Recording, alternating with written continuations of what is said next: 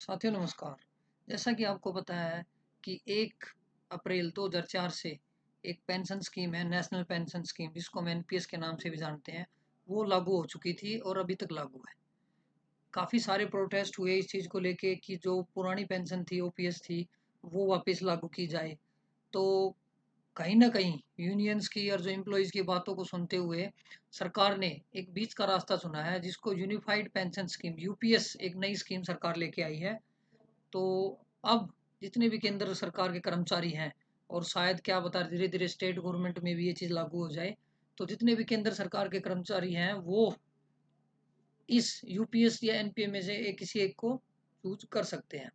तो काफ़ी के मन में डाउट था कि हम किसकी तरफ जाएँ, यूपीएस की तरफ जाएँ, एनपीएस की तरफ जाएँ। तो मैंने ये एक बहुत छोटी वीडियो बनाई है।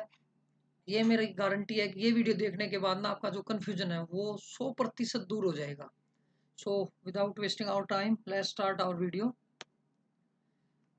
सबसे पहले जो एनपीएस है वो आपकी आई थी, जैसा कि आपको पता भी है, 2004 में। ठीक है। उसके बाद अब जो नई स्कीम आई है यूपीएस, इसको हम यूपीएस के नाम, ये 2025 में। तो जितने भी अब ये बात काफ़ी जो न्यू रिक्रूटी है, न्यू ज्वाइनी है, उनके मन में होगी, हमने तो 1/4/2025 के बाद ज्वाइन किया है, तो क्या हम यूपीएस ऑप्ट कर सकते हैं? हाँ जी, आप भी कर सकते हैं। तो लास्ट डेट क्या है? आपको जो यूपीएस या एनपीएस में से जो भी चूज़ करना है, उसकी लास्ट डेट है 30 सितंबर 2025। 30 सितंबर तक आपको ये फाइनल कर लेना है कि आपको एनपीएस चूज़ करना है या यूपीएस।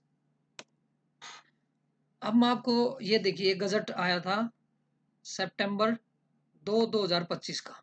इसमें एक क्लॉज़ था, क्लॉज़ 11। ठीक है? इस क्लॉज़ 11 से हमारे जो भी कन्फ्यूजन है वो सारा दूर हो जाएगा। तो इस क्लॉज 11 को अब हम डिटेल में डिस्कस करते हैं। क्लॉज 11 में क्या है कि 2 सितंबर से पहले ना स्विचिंग की फैसिलिटी नहीं थी। मीन्स अगर आप एक स्कीम सिलेक्ट कर लेते हो और बाद में आपका मन चेंज हो जाए, आपको बाद में लगे यार इसमें ज़्यादा बेनिफिट है, तो आप स्विच नहीं कर सकते थे। लेकिन 2 सितंबर का जो गजट आया है, उसमें जो क्लोज 11 है, उसके अकॉर्डिंग आपको ना स्विचिंग की फैसिलिटी दे दी गई है। अब क्या है, इसमें क्या है, जो भी सब्सक्राइबर है वो, अगर आप यूपीएस सिलेक्ट कर लेता है, यूपीएस सिलेक्ट कर लेते हो, ठीक है ना, अंडर नेशनल पेंशन सिस्टम, तो आपको एक बारी वन टाइम स्विचिंग फैसिलिटी का ऑप्शन मिलेगा। मीन्स अगर आपने आज 30 तारीख से पहले आज आपने कभी भी यूपीएस सिलेक्ट कर लिया, तो आपको एक बार फिर से मौका दिया जाएगा। आपके पास ऑप्शन होगा कि आप एनपीएस भी सिलेक्ट कर सकते हैं। लेकिन वो कब कर सकते हैं, उसकी कुछ कंडीशंस हैं, वो ध्यान से देख लीजिए। सबसे पहली कंडीशन है 12 महीने पहले, 12 months prior to the date of superannuation. आपकी रिटायरमेंट के 12 महीने पहले। मीन्स सपोज करो आप 2050 में रिटायर होने वाले हो, तो 2049 में जो भी आपकी डेट है उससे 12 महीने, महीने की लास्ट डेट को आप, हमारी जो रिटायरमेंट डेट होती है वो महीने की लास्ट डेट होती है, तो उस महीने के 11 महीने पहले और जोड़ दो। तो 1 साल पहले आपको अगर मन करता है, आपको लगता है भाई नहीं मेरे को तो एनपीएस में बेनिफिट दिखाई दे रहे हैं, तो आप वापिस यूपीएस से एनपीएस में जा सकते हैं। दूसरा, अगर आप वीआरएस लेते हैं, सपोज करो आपका वीआरएस लेने की इच्छा है, तो जब अगर आप वीआरएस लेते हैं तो भी वीआरएस की जो भी डीम डेट आपने डिसाइड किया है, लिख के दी है, उसके 3 महीने पहले भी आप स्विच कर सकते हैं। इसके अलावा अगर आपको एफआर रूल 56J के तहत कंपलसरी रिटायर या रेजिग्नेशन देना पड़ता है, रिटायर होना पड़ता है, तो भी आप एक बार उसको स्विचिंग की आपको ये फैसिलिटी दी जाएगी, आप स्विच कर सकते हो, यूपीएस से एनपीएस में जा सकते हो। Prohibited that switching facility cannot be exercised in cases where departmental or judicial proceedings are pending or contemplated against the subscriber। आपके खिलाफ कोई डिपार्टमेंटल या जुडिशियल प्रोसीडिंग ना हो, ठीक है, कोई बड़ी पेनल्टी आपको ना लगी हो, अगर नहीं है तो आप स्विच कर सकते हैं। इसके अलावा अगर आपके ऊपर कोई बड़ी पेनल्टी लगाई जाती है, ठीक है ना, और उसके तहत आपको डिसमिस या फिर रिमूव किया जाता है सर्विसेज से, तो भी आपको ये स्विचिंग की फैसिलिटी अवेल करने का बेनिफिट नहीं मिलेगा। इसके अलावा if no option is exercised by the subscriber for switching over to the pensions national pension system within stipulated time, the subscribers shall continue to be gone under the provision of UPS. अगर आपने आज UPS select कर ली, ठीक है, और retirement के 1 साल पहले आपने अगर स्विच नहीं किया, आप कंटिन्यू कर गए, तो आपको यूपीएस के तहत ही आपके जो रिटायरमेंट बेनिफिट है वही मिलेंगे। बाद में आपको स्विचिंग करने का जो है वो टाइम नहीं दिया जाएगा। तो जो भी स्टुपुलेटेड टाइम क्या था, लास्ट स्लाइड में था, 12 months prior to the date of superannuation and 3 months prior to the deemed date of VRS.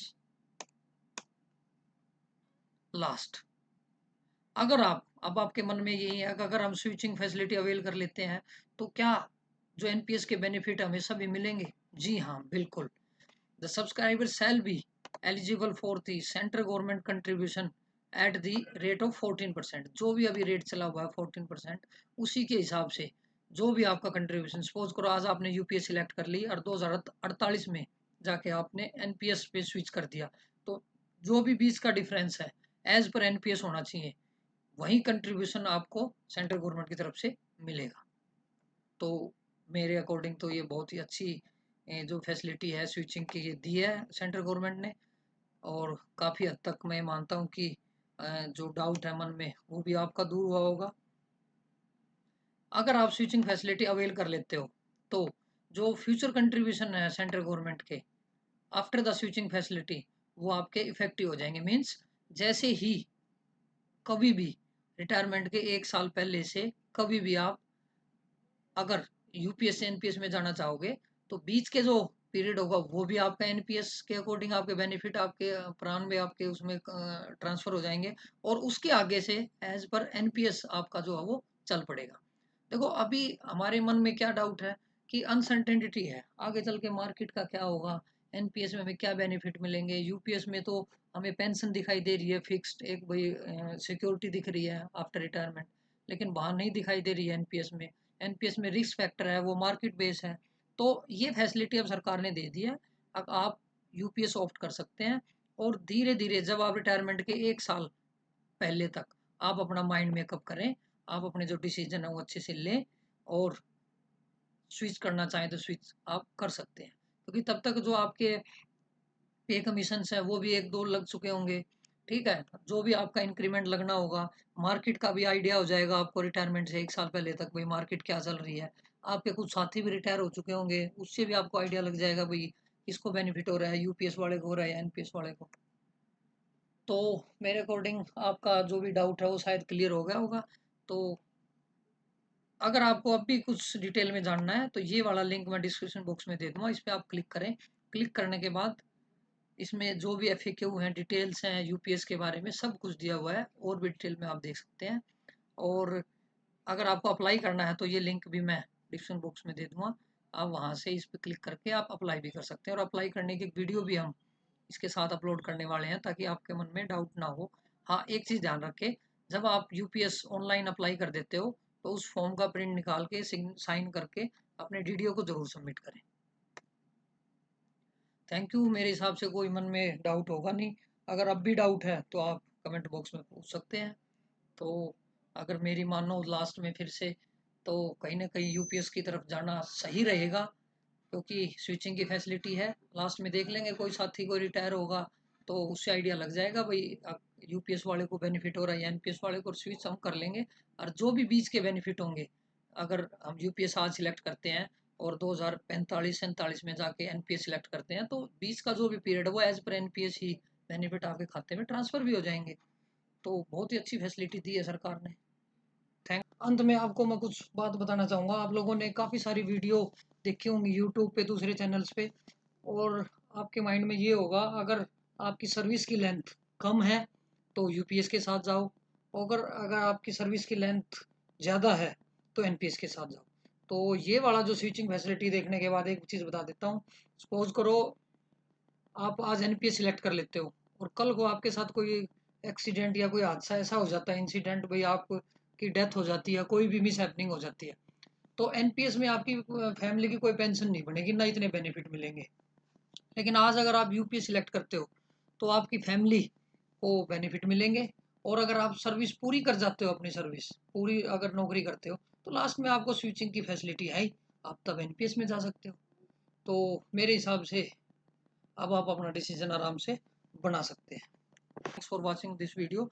इस वीडियो को अपने साथियों को जरूर शेयर करें ताकि उनका भी जो डाउट है वो दूर हो सके।